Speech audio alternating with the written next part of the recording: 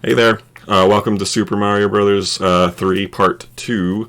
About to get going on the rest of the game, starting World 4, but before we do, I want to start off by addressing the audio issues that have been present in the last videos. I'm still figuring out this software and hardware, although there's not too much to this microphone. I'm still figuring out the software to it and the OBS, all that kind of stuff. I'm totally new to this. But I think I've got it all worked out. So far, I'm most happy with the audio that is going on in this video. Way more so than in all the other ones. They're too low. I would watch one of my videos and then throw on a normal YouTube video, and it'd just be a way more high, and I couldn't figure out how to get it any higher. But I think I got it. So we're gonna go from here now. So just let me know if you've got any suggestions for audio type stuff or anything like that on the technicals, or if you have a game suggestion. I don't care. Any comments are welcome. Let me take care of my headphone volume. All right. So, World 4. This is the giant world, and which is, I mean, it's just about everybody's favorite world. It's mine included. Because look at that, big giant silly looking faces on the Goombas and weird bodies on the Koopas, and like I love how the wings are the same size over here on these guys. And they still work just as good. Fuck, I deserve that. They still work just as good as if they were a small size wings, or a small sized regular sized Koopa Troopa. It's too bad that the items didn't grow too, or the coins, because they look a little funny coming out of a big ass block. Oh, that one's a normal size one, but oh, yeah, they're around.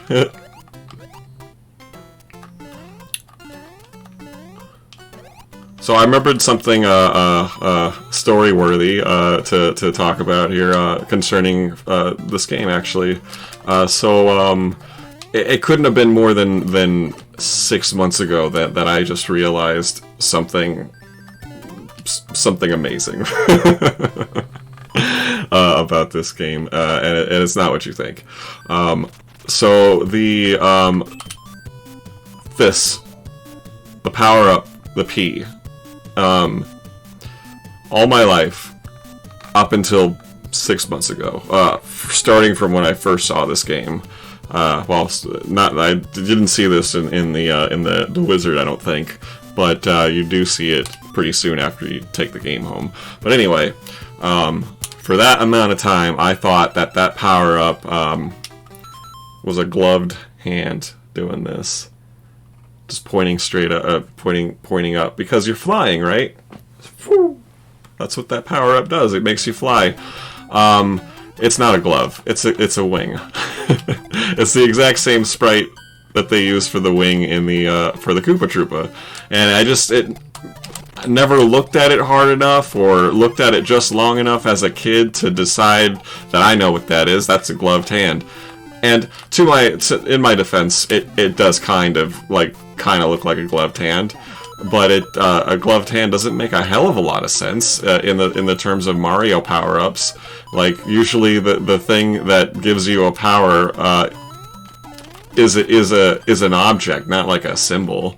Like, it's like, do you think he put on the glove and then all of a sudden had an infinite Tanuki? I mean, not Tanuki, but it could have been raccoon. And even still, the wing itself as a power up doesn't make sense, because it gives you permanent raccoon power. That's weird.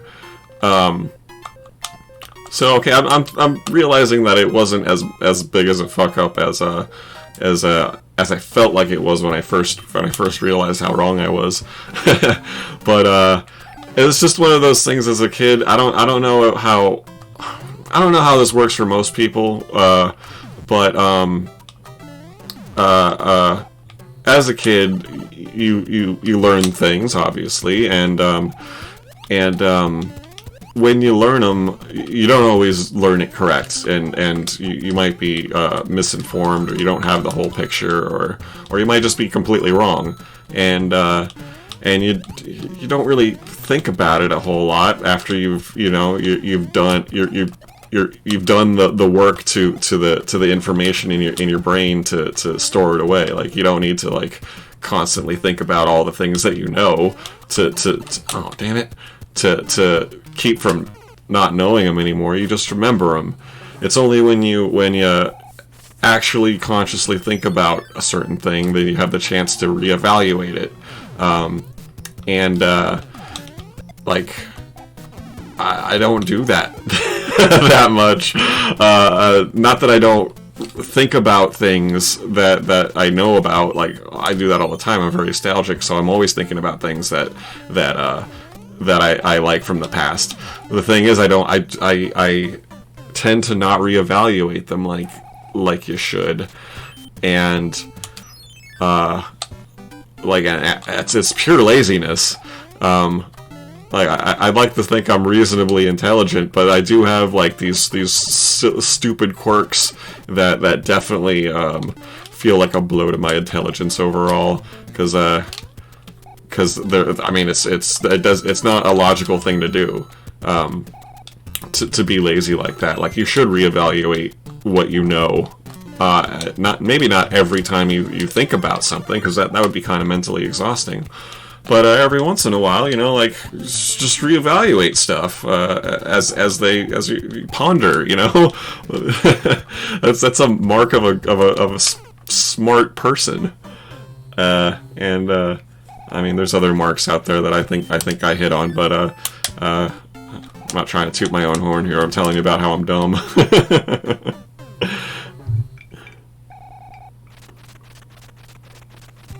But instead of that, I should probably just concentrate on this game, because I'm losing lives here pretty rapidly. I need to get good, as the kids say. Whoa, holy... Okay, you're not getting me this time. Oh!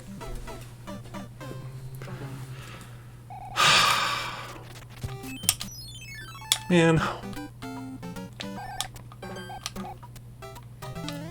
There we go. Let's just bypass him altogether, huh? Alright. Don't forget that you can't jump on the spiky assholes, even if their spikes are pointed down. Makes no sense, right? Whoop.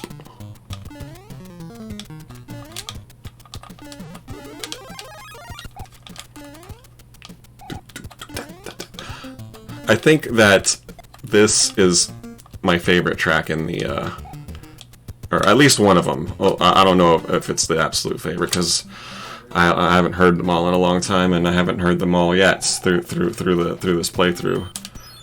So this is just definitely one of my favorite tracks, for sure. God damn it! All right. What the hell, man? Do I have a hammer? Can I get that thing down there? I don't, but I also should use a power-up here, because I'm full. I don't want to not have room for something nice.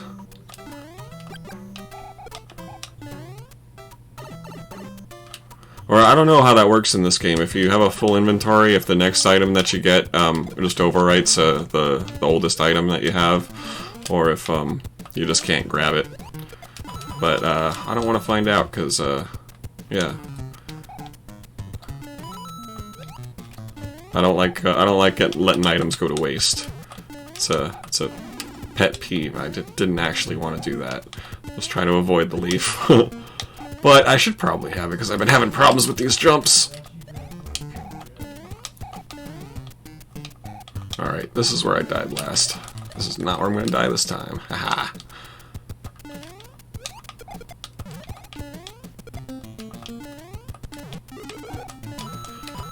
Okay. I want this. I kind of need it at this point. Alright, let's hopefully get a good couple levels in without dying, so that I can build up some lives, because so far I'm not doing so great. Thought that little break might help me out with the skill level. Damn it! There goes the hopeful 3 stars. Oh, cool. But it didn't seem to. Okay. Nope. Nope. Alright, hopefully I'll remember some of that next time around. We shall see. I'm usually not too bad at those memory card games.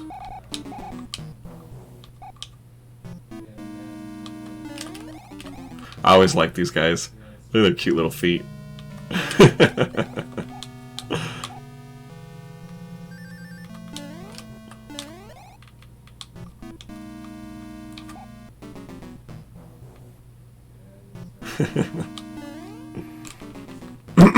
Alright, come on over here, little dude.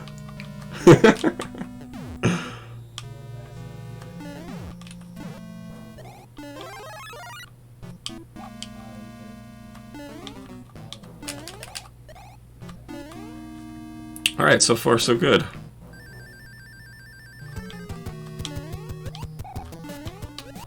Alright. That felt nice. It was right on top of that asshole. Sorry. Didn't mean to slurp, the ice cube got in the way.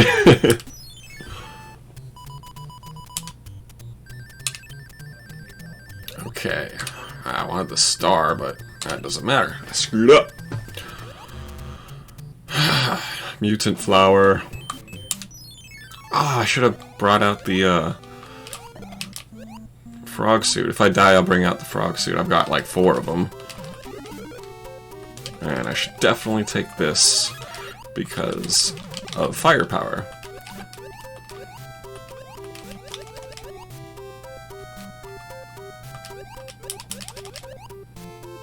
This one is, I think, my least favorite song. I've always not liked the music in this game for the water levels. The water level music for the first Mario Brothers game, Super Mario Brothers game, is really good. I think it's very it feels underwater, like the you know, the little tone that you, feeling that you get with the music. It feels underwater. I guess this kind of does too, but I don't like the tone of that. It's an ugly sound, and I don't really like it. Although it does do its job, I guess, for helping to feel like you're underwater. It's just not. It's not palatable for me.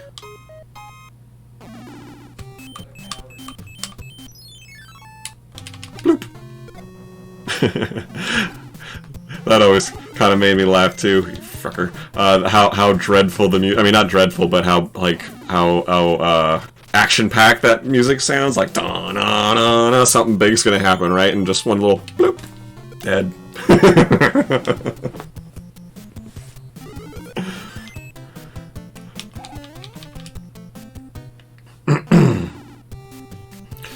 Yeah, getting back to what I had said about the color in this game, look at Mario. He looks like he's sepia toned.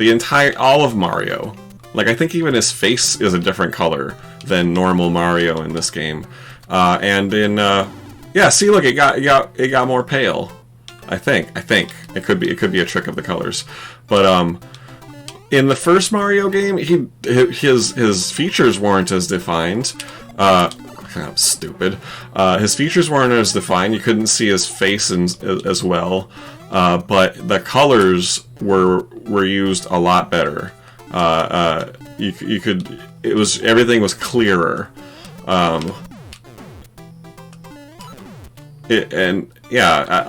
think it just looks lazy. Like, look at this. He's just all orange, and like it looks like he has a sunburn. Ah, damn it. This is so stupid.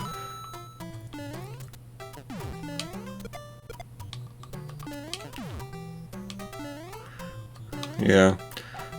Little nitpicks. Damn it. So he looks fine here. Like, I think he looks better in this state than he did in the first Mario game. Ah, holy crap! In the same state, he's got more definition to all of his features, and the color is fine. He's still a little bit more vibrant, I would say, in the first game, but it's okay.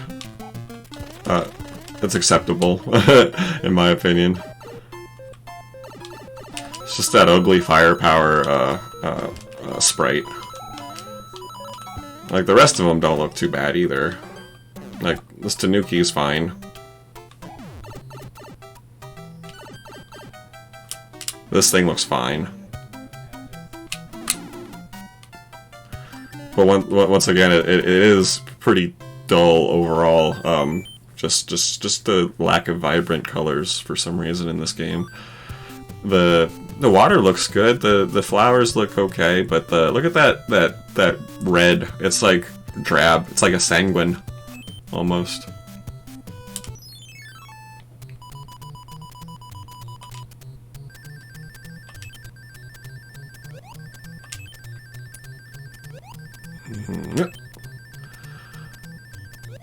I know the Nintendo had a limited color palette. It wasn't the best by any means compared to other systems of the time, especially computers of the time. Whoa! But there's definitely a lot that they could do with what they had. It's just a matter of putting the effort into it.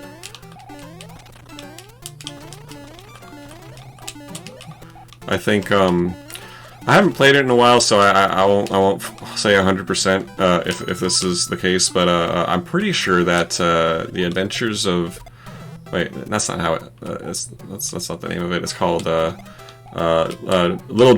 Nemo the Dream Master. I'm pretty sure that game is pretty vibrant, and that game has some really good music too. Some of the best on the NES, I think. So I'll get to that game eventually. I know I beat it once as a kid, but I didn't play it too much. I think I just beat it once and put it down because it was one of those ones that was actually really tough.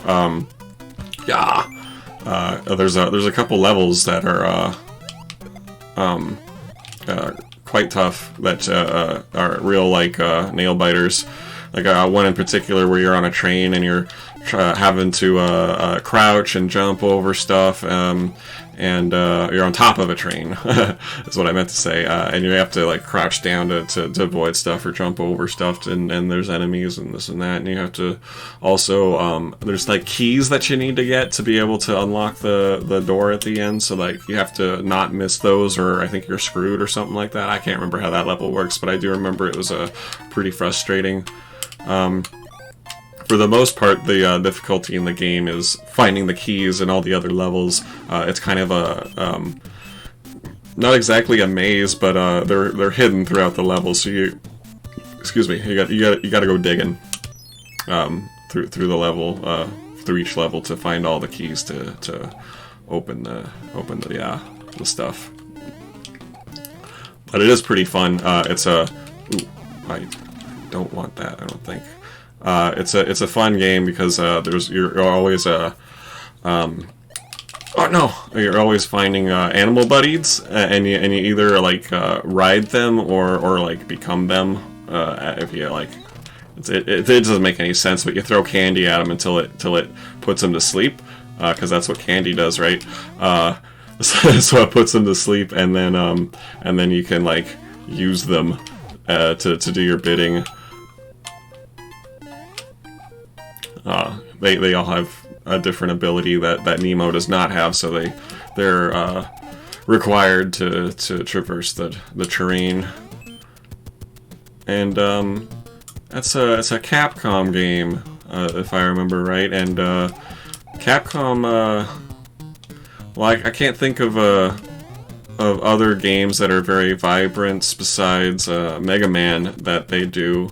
Not that I can think of a whole bunch that aren't. I just can't think of a whole lot of Capcom games for the Nintendo right now besides the Ghosts and Goblins, and that's not very vibrant. It's not exactly drab either, but it's not the best looking game.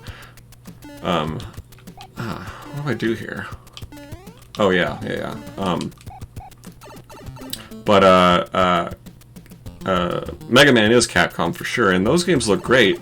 And I think the reason for that is that the Nintendo or the NES has a wider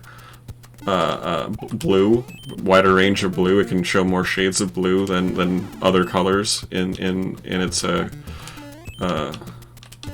video capabilities. Well, Mega Man's the blue bomber, right? So like there's a lot of blue in the game. And especially on him, which is why he looks so great, I guess. Is my guess. That's my guess as to one of the reasons why Mega Man looks good, because of the blue thing, and also I think maybe Capcom in general just makes good colorful games. When you take Ghosts and Goblins out of the mix. But shit. That's something to look into, whenever I'm poking around the old video game library. Check out a Capcom game, see how vibrant it is compared to other Nintendo games. Because it is a kind of a problem for a lot of Nintendo games. Like I said, there's a limited palette, so very many games are pretty drab colored or just uninteresting in the color. Oh, I think... Yes. And then... Damn it, okay. Alright. Okay, we might have the whole thing here. The whole party. Damn. Damn! Alright, well, I couldn't have known. Alright, almost through level 4. We gotta deal with the Dino King.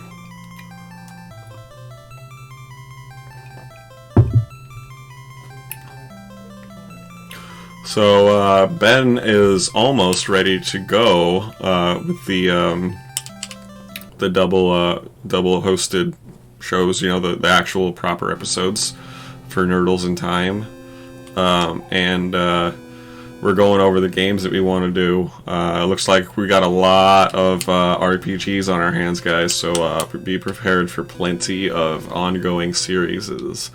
We'll probably do one at a time for the most part. So really, what you should be prepared for are long slogs through one game. Probably just an hour at a time, hour chunks. We don't want to, burn your cells out. We don't want to burn out either. Yeah, you got that to look forward to. Probably next week, maybe week after at the very most. And like I said before, I'll be doing videos every day too. I'll probably have one new video ready for everybody every day. I plan on doing a little bit of a backlog so in case I can't game for one day, God forbid, which it's a terrible thing for me too. I get itchy. Just kidding. That's what I get for making jokes. Yeah, if I'm not able to game for a day or something, or if I have to, leave town or something, I'll have something to put up from the backlog, and yeah, so constant stuff. I'm not sure what kind of schedule Ben plans on keeping for his solo videos, but it's whatever. Whether it's a little bit more rare or not than mine, the point is we're going to have a lot of videos on the site, and they're going to be pretty regular, and it's going to be that way for a while. And hope you guys like it, because we're not going anywhere for a while, that's for sure. We already discussed, even if we don't gain any kind of a fan base, the whole point of this, is to be able to have a good excuse to play video games, mostly with just our like with each other, because that's what we used to do as kids, and that's what we would like to get back to. It was a lot of fun. But there's value in doing this alone too, because this type of thing is something I've always wanted to do on my own or with a partner. Fuck, just trying to see how close I could get to the edge, and I thought that there was something below, and I'm fucking stupid. I'm sorry about that. All right, but yeah. Anyway, doing something like this has been a dream of mine for a real long time. Actually, I almost had now I'll talk about that some other time. I guess I'll mention it now, but I'll give the full story on a real Nerdles episode once Ben's involved. But a little snippet version of it is that I almost had my own TV show on Fox out in San Diego when I was a little younger, early 20s. In like 2005 is when it was, with a buddy of mine. It never happened. It was going to be a movie critic show. We were kind of trying to be like the next Siskel and Ebert, him and I. But to cut the story off short, there, it didn't happen. And then real soon after, it's 2005, so you know that like the Nostalgia Critic and ABGN, they first hit it big in like 2007, 2006, late 2006 or something like that, and this is just right after I was trying to do something almost exactly like they're doing, more closer to the Nostalgia Critic at the time. Because he was doing movie reviews, and that's exactly what we were trying to do. And I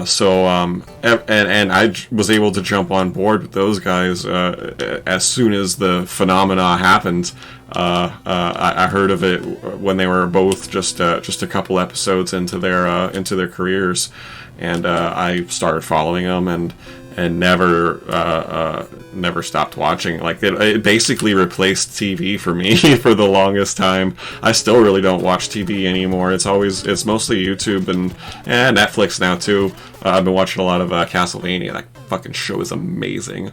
Anyway, so yeah, that's like I've been watching these guys for over 10 years now, for a long time.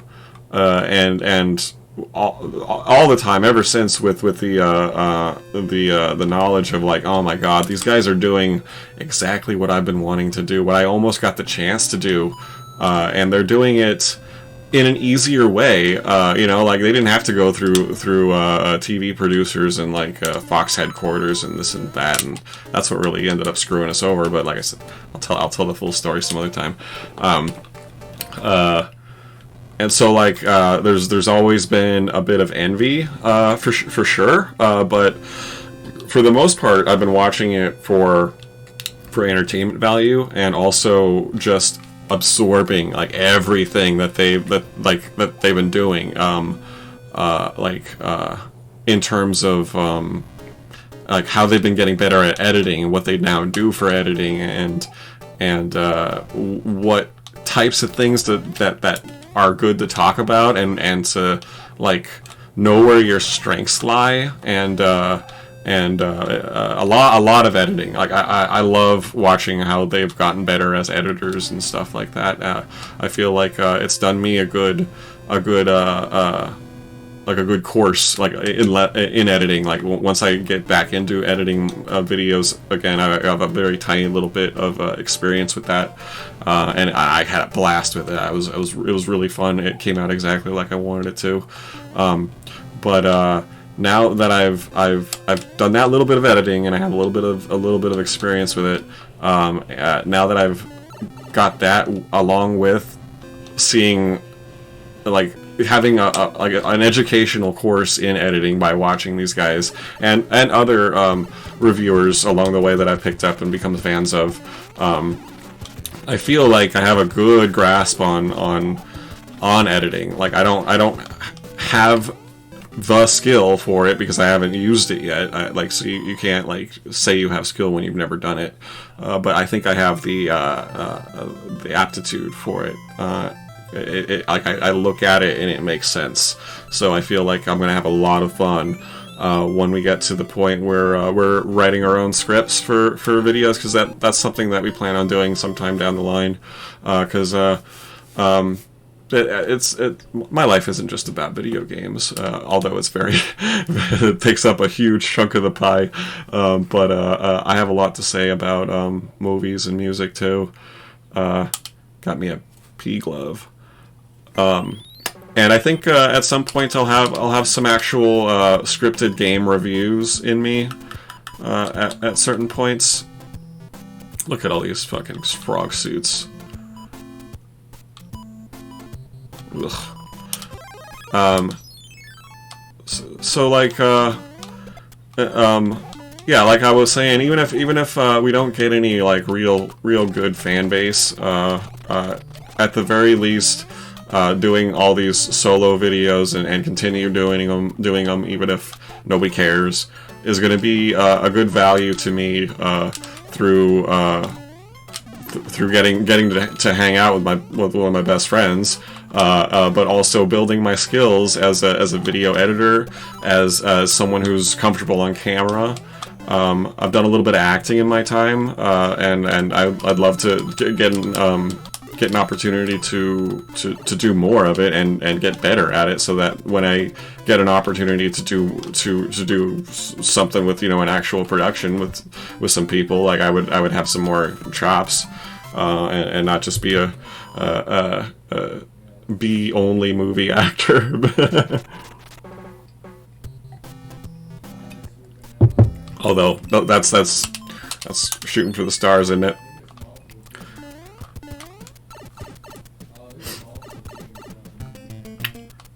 Realistically, I'm sure that wouldn't that wouldn't happen too readily.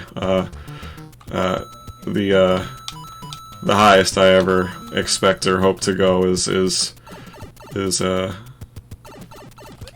pretty much nowhere.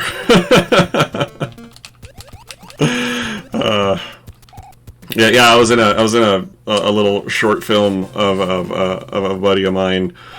He runs a local B movie film production, like horror group, and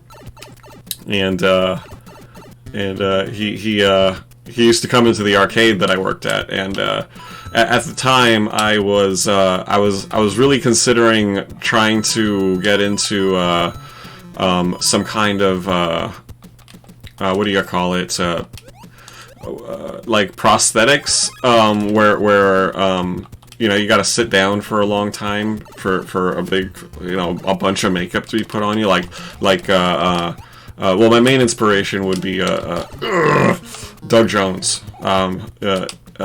Dougie's the man, and like I was just sitting there like thinking about him and how cool his life must be, and all that, and I'm just like, he's a tall, skinny guy, just like I am. I'm very skinny. I'm like 135 pounds, and I'm like 6'3". But he's taller and skinnier. He probably weighs a little more than me because he's so much taller than me. But he's got like the same gauntness, I would say, to him that I do. Although I'm just a little shorter. And I feel like I could sit for a long time to get a bunch of makeup put on me and act like a different character.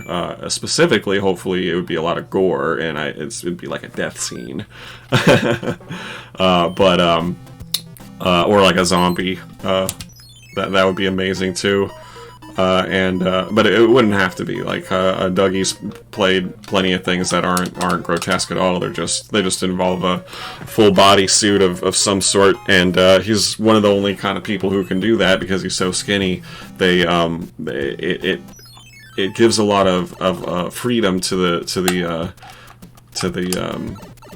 the makeup artists and all that, and especially if especially for the I can't remember his name, but the fish dude that he did in Hellboy, like it feels like a skinny guy should be that instead of like a normal build dude. It just looks more alien because he's so like lithe, you know. And I get it, so I feel like I've got similar enough attributes and a temperament that is adequate for doing that sort of work. And I knew this guy because I knew what he did because of how he would come into the arcade all the time and talk about his shoot and all that, and it was cool. I like listening to him because I mean, if you've been listening to how much I'm a fan of James Rolfe and all these other independent. They're not all independent filmmakers, but they're all independent filmers. They do like internet movies or reviews and stuff like that. They're filming.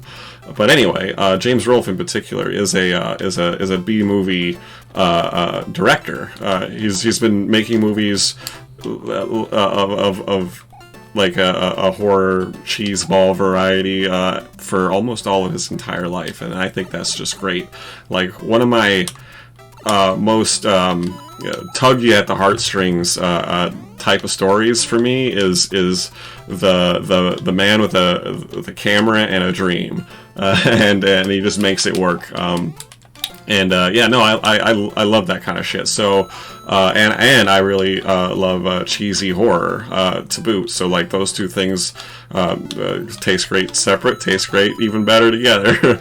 And that's exactly what this guy Ryan was doing. He was making a B movie, real low not no budget, but very low budget horror with these little like 20-30 minute movies, and I was in one because I brought it up to him. I told him about how my thoughts on like being like another Dougie and wanting to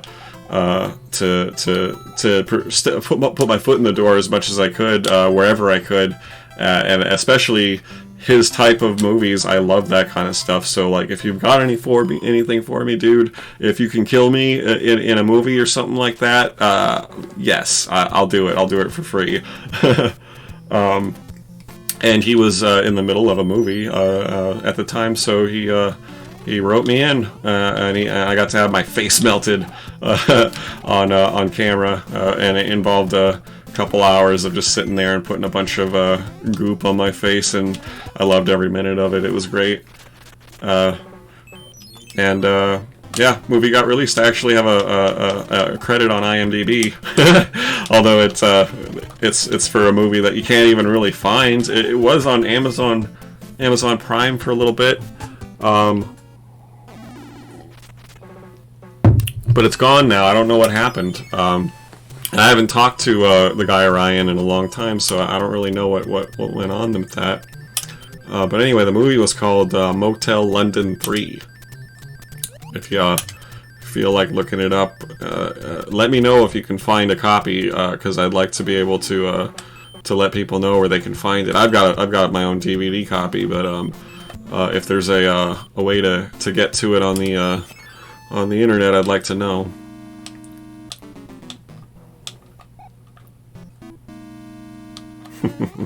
Ever since the AVGN called that little swirling enemy the nuclear waffles, always made me chuckle. It kind of became the new name for it for me.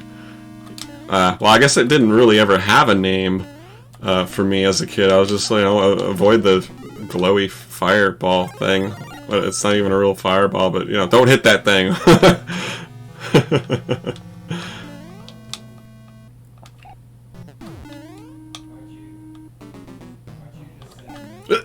Okay. So I can't remember if I talked about the new Castlevania show on one of my previous episodes. I tend to ramble, and I don't really pay attention to what I'm saying too much. So if I haven't, that show is goddamn amazing. I usually don't watch new shows. It takes a lot for me to care about watching something new, and it takes even more for me to want to watch it again. I'm already on my. I'm about to start.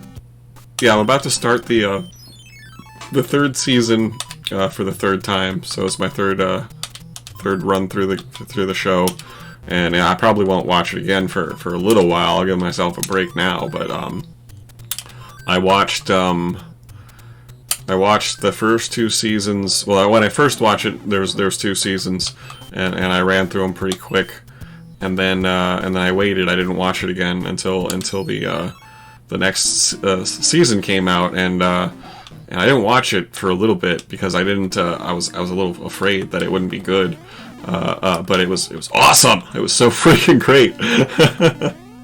And right after I finished watching the end of the third season for the first time, I just started the series over again because I didn't have enough. I had gone kind of cold, there was a gap between watching the end of the last season and the beginning and end of the third season. So and I did the end of the third. I did the third season pretty quick. It was just a couple days. So I'm just like, I'm not done. Like, I gotta have more Castlevania for sure. So I just started it over and ran through it pretty quick, the whole series, and then I think I waited about a week before I started it again one more time, and yeah, here we are a couple days later, and I'm at the beginning of the third season again. It's really unfortunate that the first season only had like 4 episodes or 5 episodes. I think it was 4, because more episodes, man. That show is just great. And I'm a fan of anime. Did I think I got all the levels in the last bit. I'm pretty sure I did. I am a fan of anime. There's a good few like animes that I've seen that everybody knows, and I'm a biggest fan as a fan as the next anime nerd is that kind of stuff, like Dragon Ball Z or Ghost in the Shell or whatever. But there's been plenty of animes that I just didn't like catch on to or really like that much to want to finish. Or there's a good handful also of animes that I watch, and I appreciate them, and I watch all of it, and I just never watch it again. I'd say like Outlaw Star is one of those. I watched it once as a teenager, and so then I was good. I remember it enough, I think, to not really need to watch it again. And it wasn't particularly good enough for me to want to like relive scenes and stuff. But Castlevania is damn good.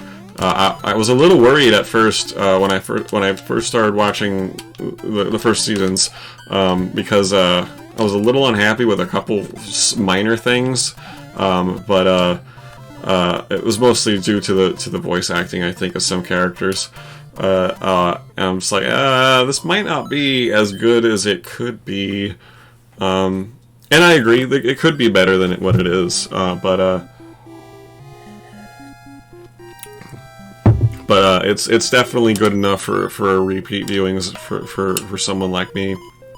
I mean, it hits the nostalgia, the nerve, real well. That one fight in Dracula's castle with bloody tears, I think that's the name of the song, blasting. Oh man, you're just like, yeah, the whole time. And that's how it is for like most of the fight scenes in this show. They don't all have like the nostalgic music, but they all have really good fights. The animation kind of slows down a little bit, the frame rate in the fight scenes, but the quality of each frame is very nice, I would say.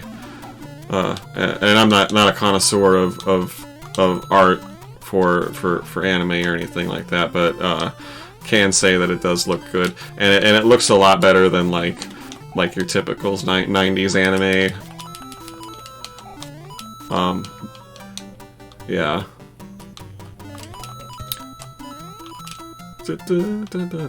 I haven't heard when or if season 4 is happening, but I'm pretty sure it is. Oh shit, these guys! God damn it! Great. I just hope that it doesn't get delayed too much because of all the nonsense in the world right now. But the good thing is about animation is that you don't have to be amongst a whole bunch of people to do it. So social distancing for the win. Maybe we'll get a lot more anime in the world.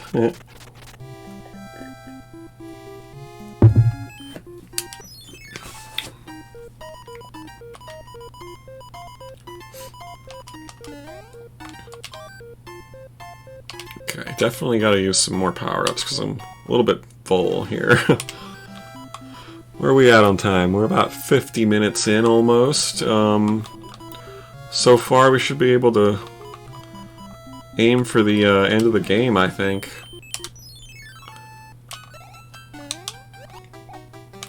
We'll see how it goes. I'm doing a little better. I think the gameplay, I'm not making as many mistakes, and of course as I say that I'll probably make a few big ones, but there's one. I haven't been losing too many lives. I'm back in the double digits, so that's a good thing. Kind of wanted to check out those boxes first. I thought I'd be able to come back up. Oh! Remember what I said about stupid mistakes? I don't let you down with that kind of a thing.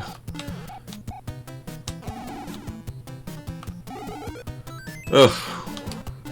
Kinda useless. Well, it's useless for me now, because I mean, like, I'm gonna fight those guys anyway. Alright. So... let's do a fire flower.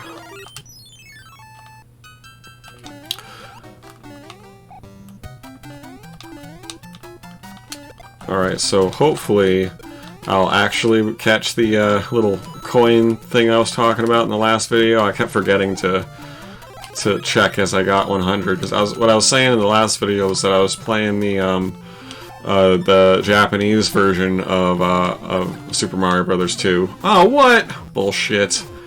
And the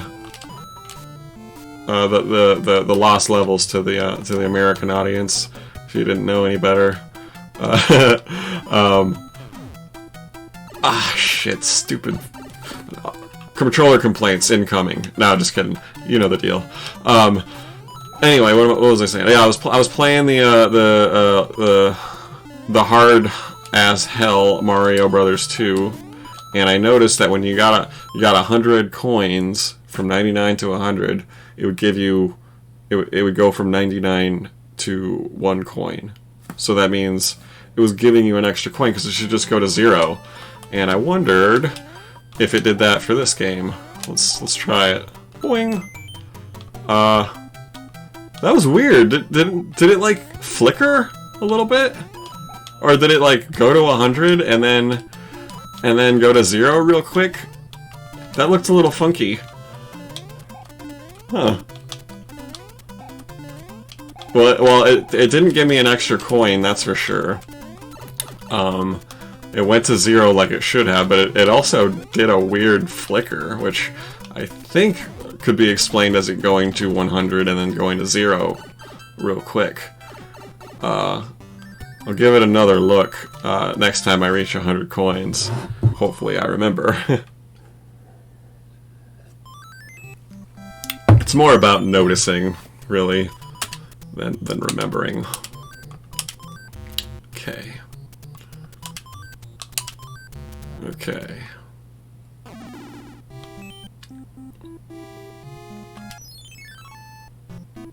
Whoa, why you guys start right on the edge of the block there, man? Jeez.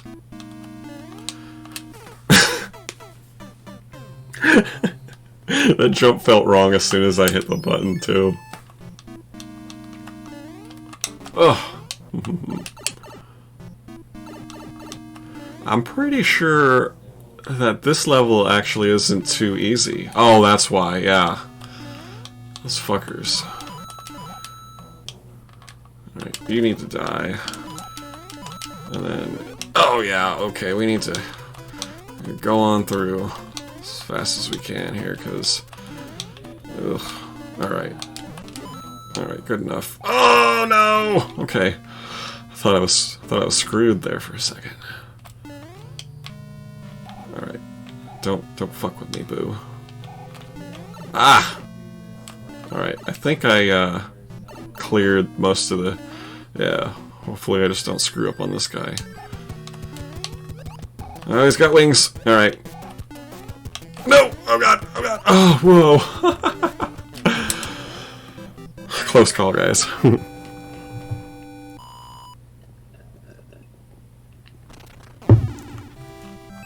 Alright, let's hopefully get some extra lives here.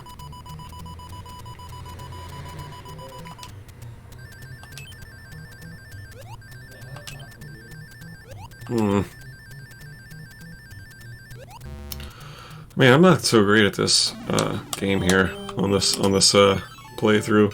Normally, I'm not too bad. I usually kind of I'm able to get the star almost. I would say like 70% of the time.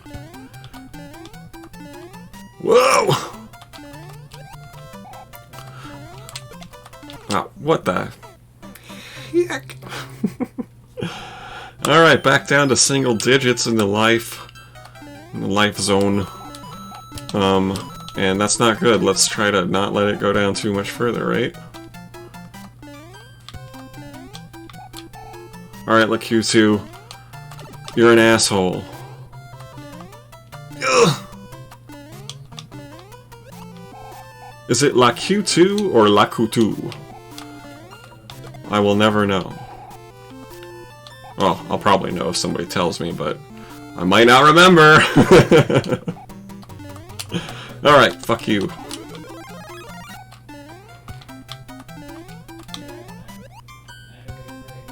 Get away from me.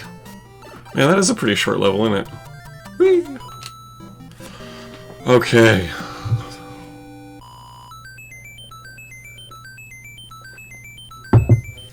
Thank fuck for that. Oh, God. This would be a pretty good spot for the old pea glove, wouldn't it? Although, you know, I don't think I want to use them. Like, I just feel like it's cheap. And it's like that fine line between cheating and not cheating, because... it's an argument, at least, you could say, because, the game straight up gives it to you. It gives it to you. I don't know what their full thoughts behind it was, but for putting it in the game. But in my opinion, it's there for real hard levels that you just don't want to deal with because you're being lazy. You know, that's lame. Using the power-ups, the other power-ups that they give you for certain levels, they don't guarantee that you're gonna make it through the whole level. They just give you a little leg up. It's a slight advantage that you wouldn't normally have, and that you could probably get later on in the level anyway, which I should have just used right now. So I don't consider that cheating one bit. It's inventory. So, one of the things that I've seen Mike Matei talk about, and I gotta say that I fully agree with it. He used one of the newer Mario games as an example, and this is a good time to talk about it, I think, because we're playing Mario, and it was kind of on the same subject. I can't remember the name of the game, but I think it was one of the new Mario games for one of the Wii's. Fuck your shit. So he said that the game overall is nice and challenging. It's a good standard, maybe even above standard difficulty game for a Mario game. It's a well-made, good challenge, real creative type of game, and you know it gives you the Mario experience. But the thing is with this game in particular, apparently if you lose too many times in a level, it'll ask you if you want to continue this level with the white Tanuki suit, which is I did it again with the white Tanuki suit, which is basically a free ticket. Like it's like permanent invincibility through the entire level. And so it's a free pass that you get just for failing too much. Like, no, that's horrible. That's cheating, and I don't care if the game gives it to you if that's an option. That's cheating. That's not how the game is supposed to be played.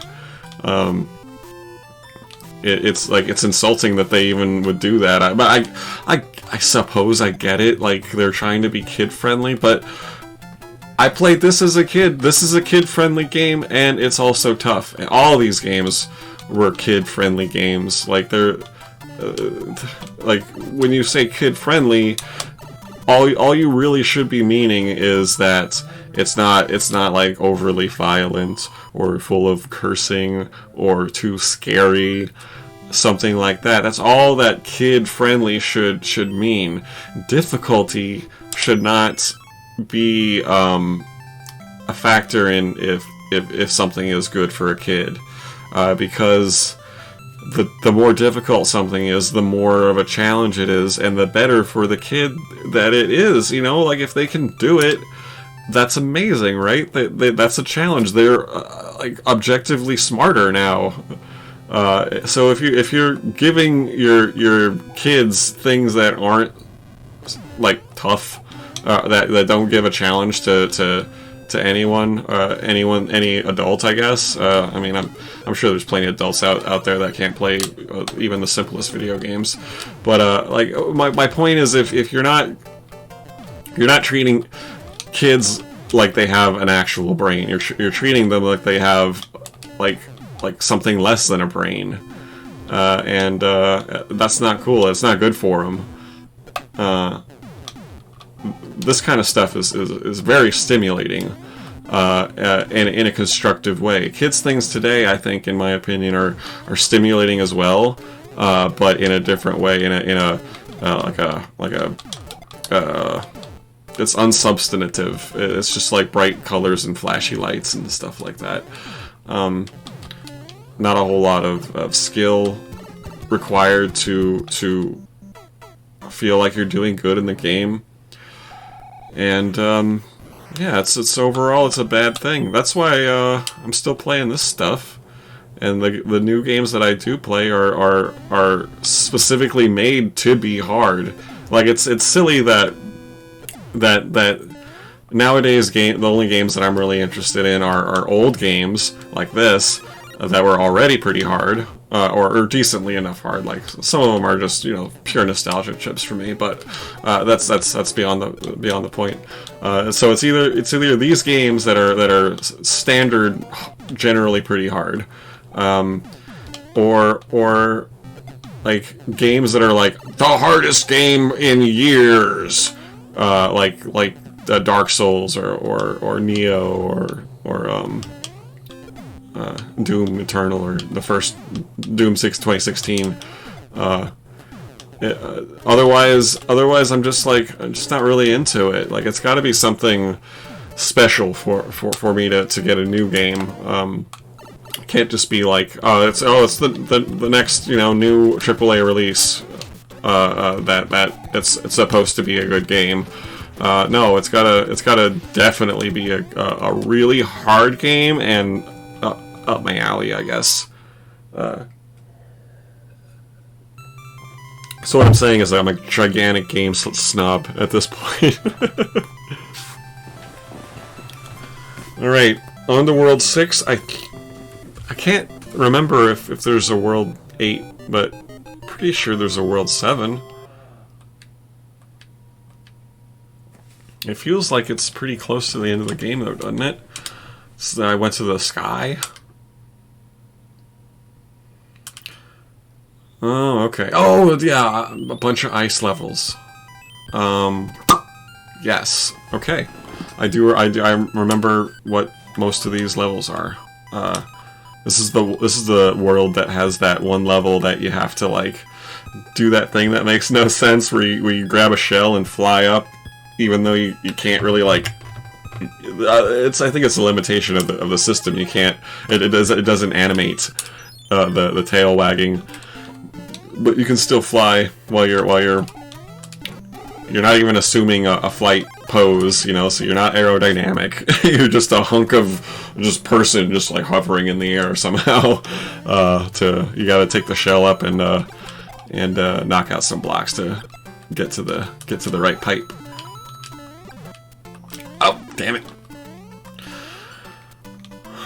Whoa. I think this is my second favorite world in the game. A tie between this level, this world, and the desert world as my second favorite worlds in this game, because these levels are definitely a lot harder than most of the other ones, because you know it's closer to the end of the game. And you got the ice slipping around on everything, but I like the overworld music for this game, or for this world, and no, it's none of these. Okay, and oh man, that was stupid. I don't know, like it's just got fun levels, even though they're pretty tough, and I like the aesthetic of the all the ice everywhere. And that one level in particular I was just talking about with the weird flying thing, I like the way that level looks. It's one of the cave levels, and like I said, the cave levels are my favorite kind of levels in this game because of the music mostly, but also I like the way that they look. And I think this is the best looking, or well, that is the best looking cave level in the game. This is the one I was talking about just a minute ago, and that we will get to in probably just a couple of minutes, hopefully, if I don't fuck up. Oh man, I'm back down to 9 lives. I didn't notice. Let's not screw up, huh?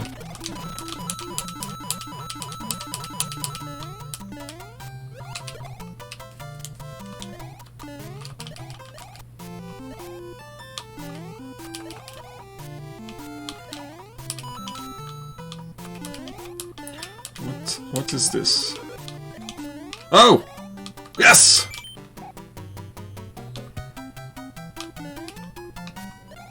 Fucking mushroom was quick. Oh! I might get another 5 goddamn lives. Please, please, please, please, please. Yes! Alright, 15 lives. That's pretty nice. It's not as high as I expected I would be at this point, that's for sure, but it's a lot more comfortable than 9. Alright. So if you're wondering why I didn't go straight to the castle, as I stated in the, or fortress, whatever it is, as I stated in the first video, first part of this, I am doing all the levels. No warps, no skipping levels, even though you can. We're getting all the levels in today.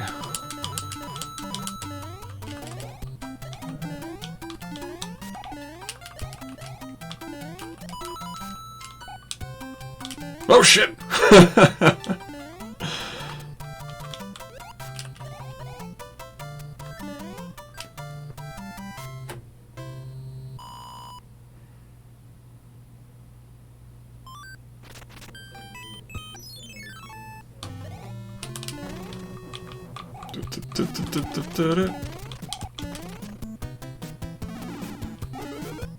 Alright.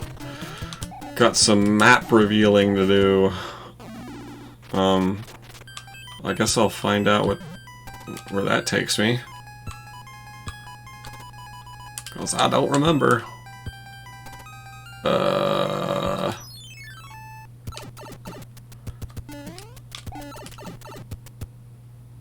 Okay, so complete waste of a hammer.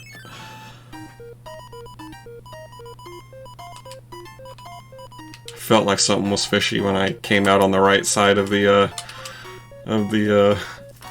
screen there on the pipes. Oh well. Okay, this one's if I remember right, it's not the easiest. Yeah, it's oh, especially when you take the bait. Okay, so what we're gonna do is use the leaf now. Wait, okay, I do have a leaf. I only have one leaf. I got all that other crap and I don't have more than one leaf. So we're just gonna have the leaf, and we're not gonna touch that box, because we already have a leaf, and we don't need anything else. Fuck that thing. And, pretty sure the leaf is the best one to have for this one, because, usually there aren't too many enemies in these levels that you can hit with the fireball. It's, better to have a... Never mind. Well, it's still better to have a falling control capabilities of the raccoon. Here we go. Oof. I want to know though, like, who the hell came up with the idea for a raccoon that can fly? And that's what Mario is, and that's how Mario flies. Like, raccoons don't fly. What the hell? Like, and why would Mario turn into an animal to fly anyway? Like, the first, and like, okay, so the first power-ups in Super Mario Brothers are a mushroom, which just makes you bigger. That makes sense. I mean, that's ish. Makes sense in a kind of like a drug way. And then the fire flower doesn't make a hell of a lot of sense. Although it's a fire flower. It's in the name, I guess. So like it's a bit of a stretch, but at least they say fire, so like you kind of know what's up. And that doesn't turn you into any kind of an animal or anything based on something else. It just like flips the fire switch on Mario. So far, it's not too weird of a stretch of an imagination. Now comes freaking Mario 3 with, okay, so he can fly now, and the way he does it is he touches a leaf, which doesn't fly, it only glides downwards, and when you touch this leaf, you become a raccoon, and raccoons fly. Well, only Raccoon Mario flies, right? What the hell? And he doesn't really look that much like a raccoon, right? He just has some ears and a tail. He looks like a furry, is what he looks like. He looks like a furry that forgot to bring his furry gloves. And he's just kind of going furry light today. He's just got the ears and the tail. And furries can't fly, also, just so that everybody else knows that. Pointing out the obvious. You show me a furry flying, I will be a very happy person. I would be delighted to see that. Oh no! Damn, right at the end. Okay. Where's that level I was talking about? Where'd it go? Must be soon. Oh no! Dang it. Okay. I do like the two-player mode in this game. I thought it was always kind of fun getting to play the old school Mario Brothers classic. Or, well, it's a twist on it. Whoa. Oh boy. Okay, cool. But it's mostly pretty much Mario Brothers classic.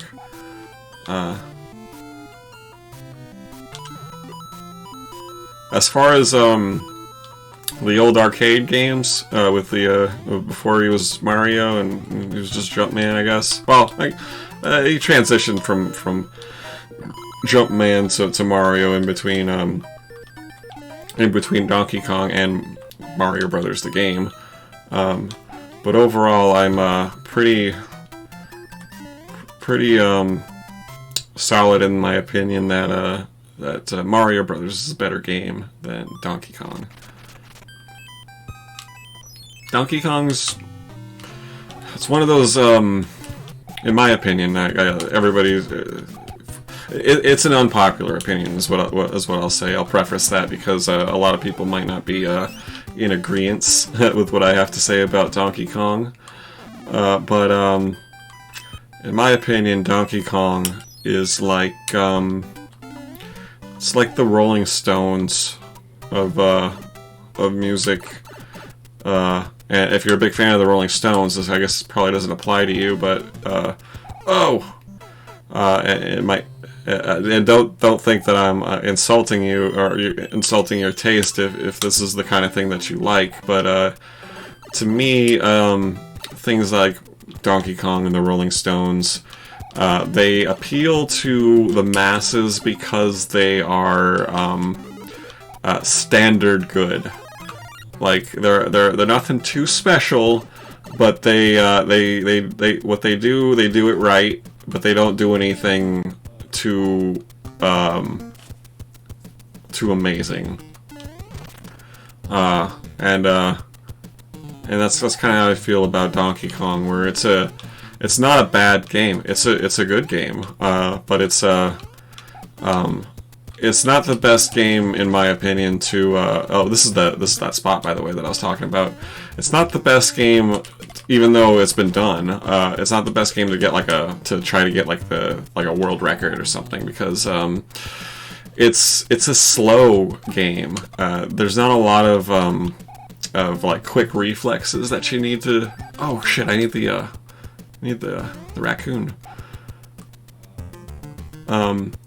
There's not a lot of quick reflexes that need to happen for this game. There's a lot of skill involved for sure. There's a lot of knowing what to do in certain situations, and it's not always like super slow. There are some quick reactions that you need, but when you're doing it for that long, as long as you need to for like a world record, or damn it, or for a record that's at least pretty impressive by today's standards, you got to play a really long, boring game, in my opinion. It gets old after a little while because of how the game plays. It's just slower.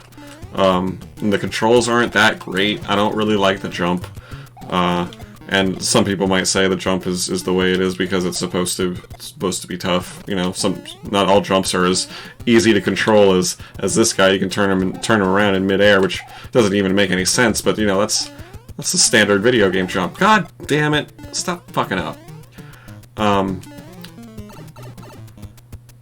So yeah, it's overrated, just like the Rolling Stones are. I have a lot of Rolling Stones songs that I like a lot, but I don't actually think that they're like works of art. I think they're just good, good. There's nothing to really complain about. But it's not like high art or anything like that. Eesh.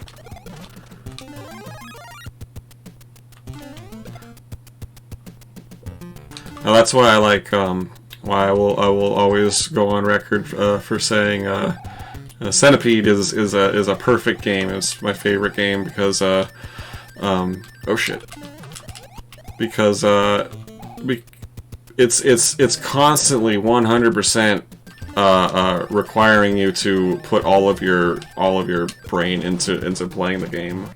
Like I don't know if I ever streamed the game, or if I was ever playing the game to try and get like a high score, or try to beat my own high score, I wouldn't be talking. I'd maybe talk a little bit in between levels and stuff, or in between deaths while the mushrooms are coming back and stuff. But that game, it requires 100% of your concentration, and if you slip just a little bit by trying to like think of something else, you're gonna die.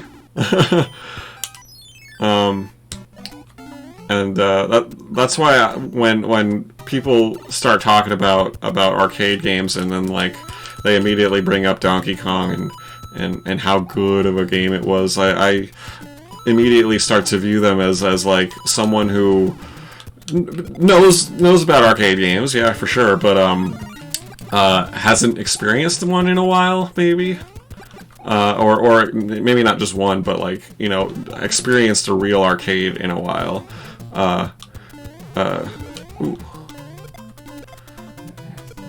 Donkey Kong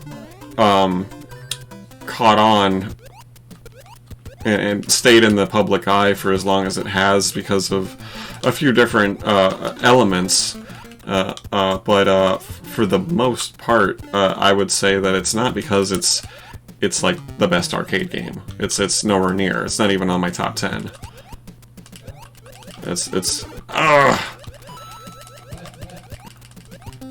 So there you go again, me talking about how much of a snob I am, without even really meaning to.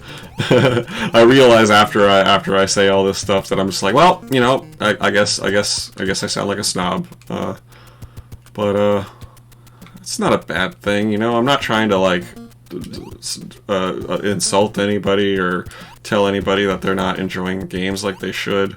But I just, you know, as from the perspective of someone who spent their entire life playing this kind of stuff, and also who spent the last couple years just inundated with retro arcade stuff, I feel like with those eyes, like I see that when people talk about arcade stuff and how video games used to be, it feels like they're remembering things slightly off because of how popular things are now, with like Donkey Kong especially, because like back when I was a kid, Donkey Kong wasn't that important. Nobody really cared about it too much. And I guess that was the same for Centipede, but too as well. But as a kid, I definitely liked Centipede more than Donkey Kong right away because it was just, you know, a better game, and I recognized that, and I never forgot that throughout the years, and it was just even reinforced a lot more while working at the arcade, just because I got to see, you know, the average Joe walk in all the time off the streets, not having ever been in a retro arcade for, well, since the 90s, well, back then it wasn't really retro, I guess, but in a real arcade since the 90s, or even before then, because the late 90s, even the early 90s, I guess the arcades weren't as popular as they were back in the 80s. Whoa. Ugh, fuckers. I thought I had like a couple more frames of invincibility. I still got a bunch of lives, though. We're good. So what was I saying? Yeah, so it just felt like having the point of view that I have, which is not a normal point of view, but it is more, I guess, accurate to how things used to be, because I was living it a little bit more recently than most people did. I guess, if that makes sense. It felt like I could see that they were remembering things just a little bit historically inaccurately, which it's not necessarily a bad thing, I guess. It's just how things are, because like if more people remembered how it really was versus what media remembers how it was, that kind of a thing. Kind of like how when you look at stuff today that like new things today that were like made this year or recently that were like for the 80s, you know, like some kind of retro item that was made recently. God damn it. It's all overly it's like extra 80s. It's like more 80s than the 80s actually were. Yeah, there was a lot of bright colors and neon stuff, that kind of thing, and synthesizers and that kind of thing. But like it wasn't everywhere. Not every single chick had a sideways ponytail. You know, it wasn't like that. So like things are remembered a little bit hyper, or just inaccurate. I would say hyper for the 80s and inaccurate for the 90s or maybe how does that even work? They're popping up out of nowhere. Yeah, and that's just how things are, I suppose. And, oh my god. All right. Let's fight this guy just to cleanse the palate a little bit. And yeah, I don't really get too bothered by it, I suppose. It really, in the end, all it really does is make me kind of a weirdo.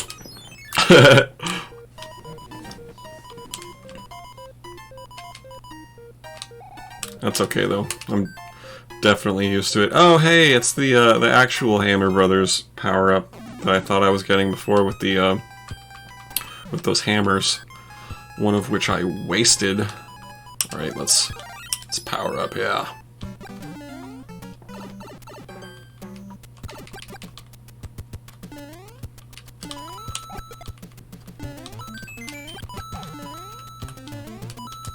Damn it! I just realized I did not see the counter roll over to 0. Okay, alright. Baby steps. Baby steps. Anybody fan of the movie What About Bob? Love that movie.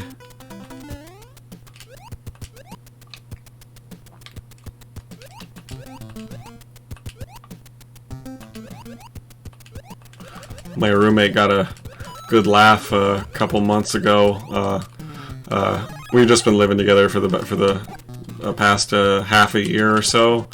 For the first time, we didn't really know each other too well before then. But anyway, we're getting on pretty good together. But anyway, he got a good laugh because he put on What About Bob randomly. He just decided to. He was watching movies while he was studying or whatever, and I'm in my room, and he's in the living room, and I hear the intro title sequence music to What About Bob, and I didn't even know that I knew what that music was, like, until I heard it from the next room, and it took me like about 3 seconds, and I'm like, he's watching What About Bob in there, and I came out, burst out, and I was like, hell yes, you're watching What About Bob? And he's like, how did you, you're weird, man, you shouldn't know that just by hearing a couple seconds of the beginning of the movie. Like, there's not even any dialogue, it's just weird score,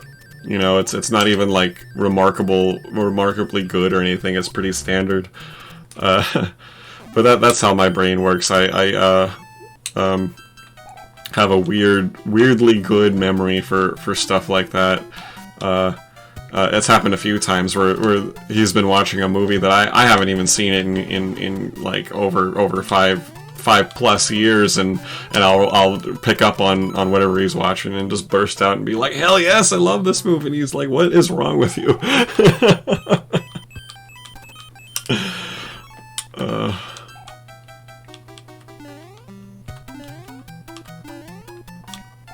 Does anybody else have this little thing that I'm about to describe? And it has to. I think it is a little bit related to what I was just talking about. But like somebody could be talking right to you, like same room, not a whole lot of noise in the other room or in the same room, and they're talking to you, and maybe they're talking just a little bit low. And you just gotta be like, what? Hey, come on, speak up, man! I can't hear a damn thing that you're saying. And some people are like that. They're just slightly lower than normal talkers, and everything that they say, you gotta just be like, what? Even though it is audible. It's just that like you weren't paying attention, or like you didn't care enough to like. To try to hear it. And so like that happens to me, where just like someone's talking to me, and like I feel like that's what it is, like they're just not saying something interesting enough for me to care enough to try to hear it. So I'm just like, what? Say that louder. And on the other side of the coin, they could be trying to say something to me and I can't hear it well. Someone's playing a song that I haven't even heard in the last fucking 20 years, but I know it, and it's on like the lowest volume on their phone, you know, and immediately I'm like, I know that song, and I'll like run into the next room and be like, yep, I was right, and yeah, oh no, okay, thought I fucked myself. Does that happen to people? Like, where you have like selectively really good hearing, or maybe it's selectively terrible hearing, because you just don't care enough about what the person's saying? Like, it's not like I'm saying that I give no shit about what they're saying. Like, I do care. Obviously, I'm care enough to say what, but like, I don't know. Like the interaction itself is pretty. It's a standard interaction, is what it is. And so it's not especially exciting, and so like it's low level interest, even though you do kind of have to like acknowledge the person that's talking to you, and you don't want to be a jerk, right? You don't want to just assume that they said something or I mean just be like just nod your way through something and be like yeah when you have no idea what they just said. Like, that's not cool. Like, it's not cool. Like, I don't try to be a jerk in life, but like sometimes my brain, I feel like it just is wired to be jerkish. Like, and it's not out of malice. It's out of laziness, really. But whenever I catch myself doing it, I always try to at least bring up the fact that it happened, or apologize, or whatever. I don't let things lie whenever I realize I've been a jerk, and that's, I think, the mark of if you're a jerk or not. If you realize that you're being a shit, and you're just like, wow, I'm having a bad day, so whatever, I'm gonna let it happen. That's the mark of being an asshole. Like, if you're a jerk because you're having a bad day, or you're a jerk just because you didn't know any better, and you find out that you're a jerk, you realize it, and you do something about it, you say sorry, you change your actions, that's the mark of not being a jerk. I mean, because no one's perfect all the time, right? Everybody fucks up sometimes. Not me, of course, though. I'm perfect in every way with human interactions, as you can tell.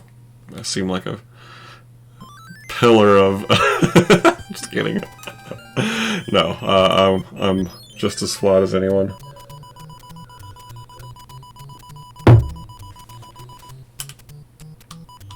Apparently pretty flawed on this game too. Oh, hey, nice. Let's get a little bit of a momentum going, hopefully. Nope. Okay, so right below the other mushroom is that star, and the other star is on the end of the column there in the middle. So remember that, you asshole.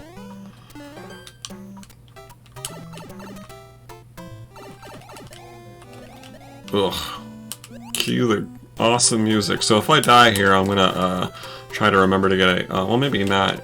I'd probably end up losing it pretty quick, but I gotta use those stupid frog suits, man.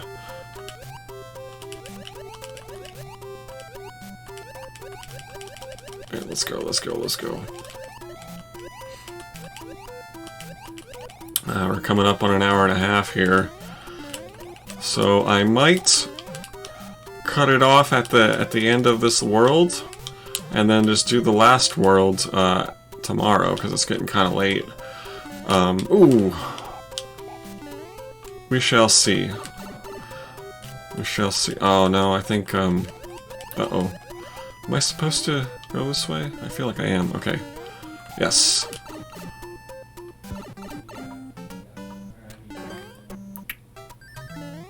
Ooh, oh. Let's see if can salvage the star. Ah! Alright.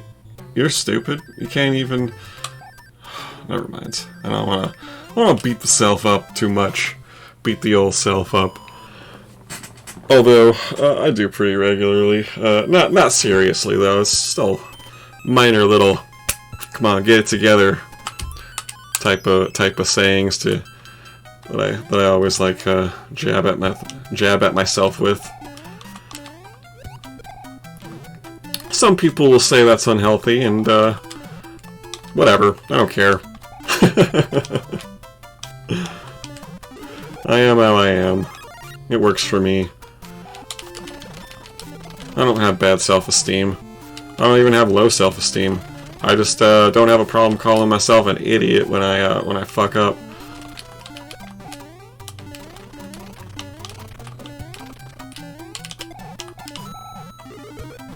Alright, what are you doing? Yeah, alright. I always like this little bit where you can melt the ice. Yeah, cool.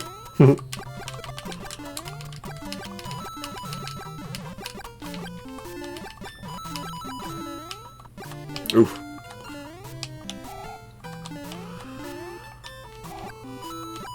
Oh no! Okay, well, he has to die.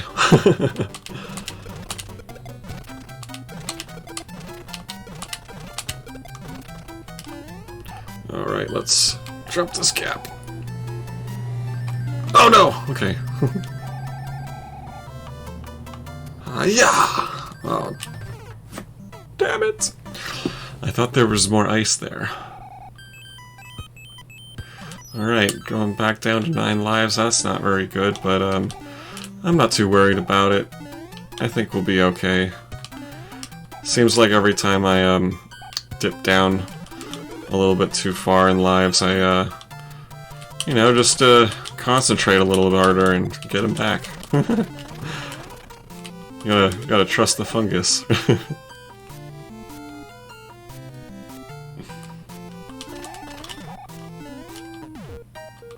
Woohoo!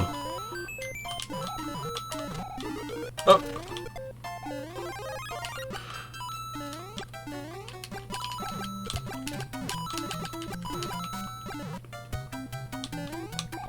Okay.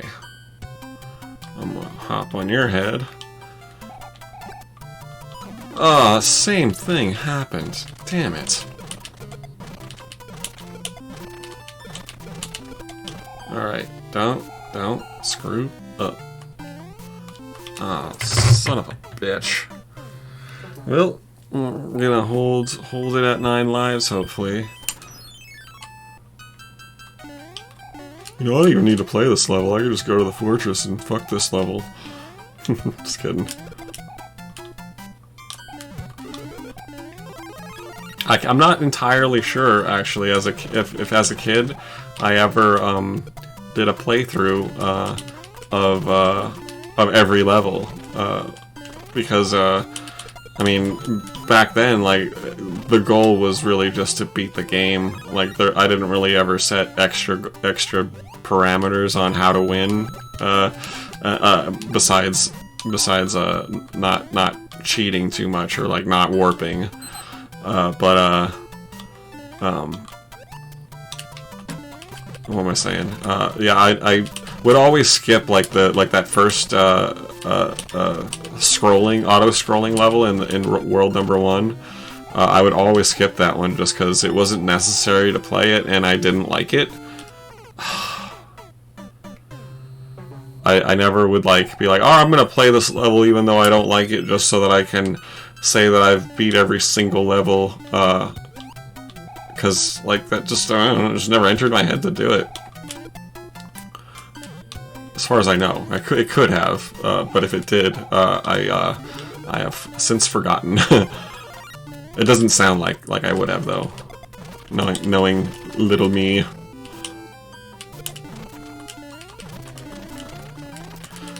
In fact, I'm pretty sure for the most part, the way that I beat this game, the most. What am I trying to say? The most times that I beat this game, it was because I had warped through it. For the most part, I probably didn't need to, but I just did because that's just how I was. I was like, I'm gonna beat Mario 3. I'm gonna do it fast. Not that I was a speedrunner or anything. I don't know. Maybe something about wanting to play other games too. Like this is kind of a long game, even if I didn't die as much as I have been. Fuck! Fuck! Poop.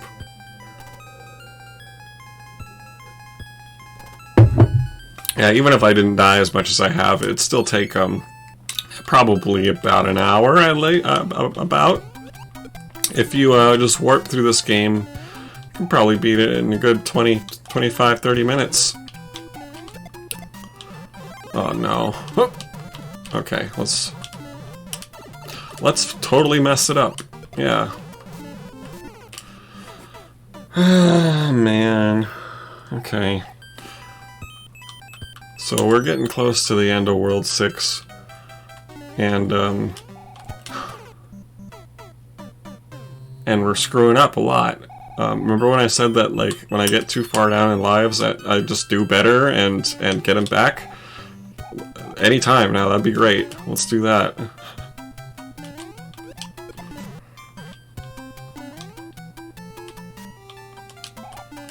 Ugh! God damn it! Fuck!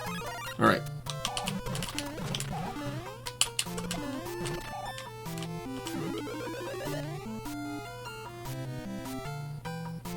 What was I just saying before this? I thought I had a topic, but I kind of forgot.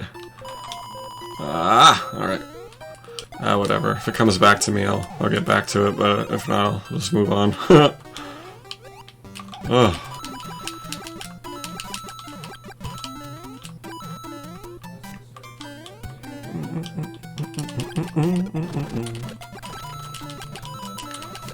Alright, we're doing a little better here.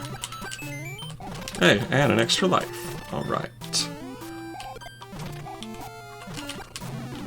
Not surprising. Alright, well, this sucks. Alright, cool. Alright, we should be able to deal with this. Just take it slow. Take it slow. Take it fast! Alright, nice.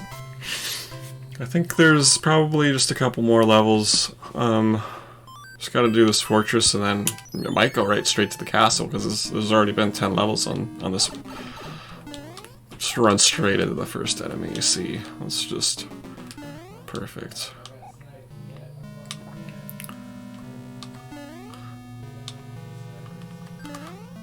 Ooh, come on, man.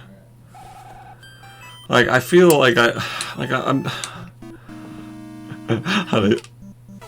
case in point, you know, Jesus Christ, I feel like I'm a good gamer. Like, I know what I'm doing with video games, but like, I just make the stupidest goddamn mistakes sometimes. It's like watching Scooby-Doo or something, where they just fail their way into winning. I'm gonna lose. I'm about to get a goddamn game over. Alright. If that happens, I'm gonna own the game over. Damn right I will. Cause I freaking deserve it. But if that happens, I don't know if I'll get right back to Mario 3. But But I will at certain points. I can't let that stand, you know, on my record as being defeated by Mario 3 of all games. Boom, boom. Okay. Time to fucking do it.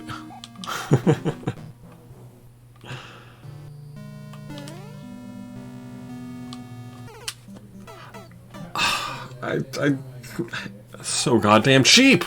They just come up out of nowhere. I mean, you know they're gonna come back as soon as they go away, but like they don't telegraph anything. They're just there, and immediately, like I said, frame one, they just kill you. Sucks. Damn it. Come here. All right, stay there. God damn it! This is literally embarrassing. Damn. Alright. I'm pretty sure it gives you a times 0 count, so I actually have one more life. But, it's time to stop fucking around for seriously.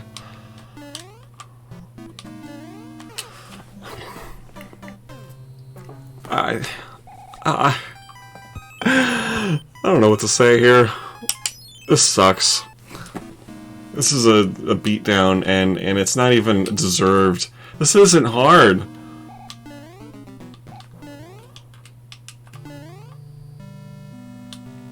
Getting my stupid ass worked by a fucking child's game. Please do not fuck up here. Alright. Let him come back up. Go away. Come there. Over here. Alright. It's all about patterns. And they're not complicated. So goddamn get it together, would you? Yes.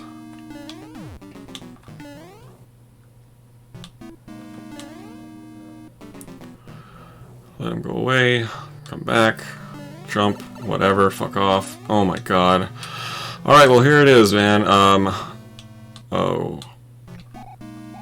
Okay. That was freaky. So, I'm kind of nervous to do this.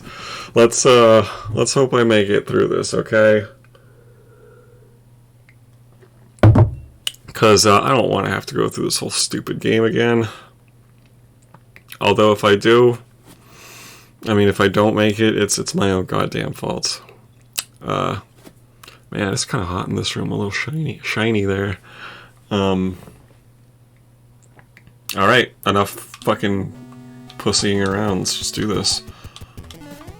Alright, he doesn't have wings. So we can... Oh!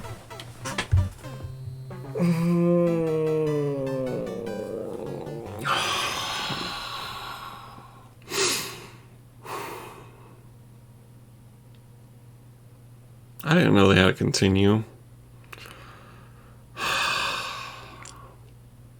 Well, to be honest with you guys, I really don't believe in continues.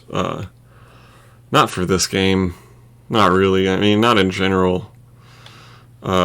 Continues are only for games that are like Ghosts and Goblins, where it's just one of those unreasonably hard games that you really need them. This game, you don't need them. Man, I feel like shit. Alright, well, you saw it here, guys. This game worked me. And it really shouldn't have. I probably should have played some other games beforehand, or maybe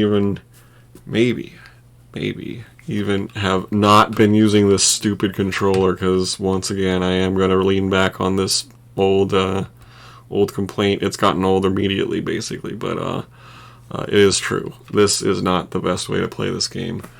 But in the end, I should have been good enough to do it, even with this controller, because it is a solid controller. It's good for Xbox games, obviously, and I like it for the Streets of Rage 4. It's good. but not this. But anyway, we'll give it another go at another time. In the meantime, I think the next video will probably be Doom Eternal. We'll see. Until then, wish me luck on the next video, guys, because that sucked.